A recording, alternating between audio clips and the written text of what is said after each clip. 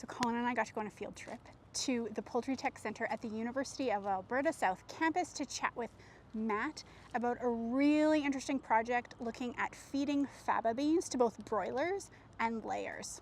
Let's suit up. When I was up there, whatever, it's basically a force. We're trying to see whether Faba bean is a feasible way that we can reduce the reliance on soybean meal. It works really well if you have a complementary protein like canola meal, which is another ingredient that we work a lot with as well.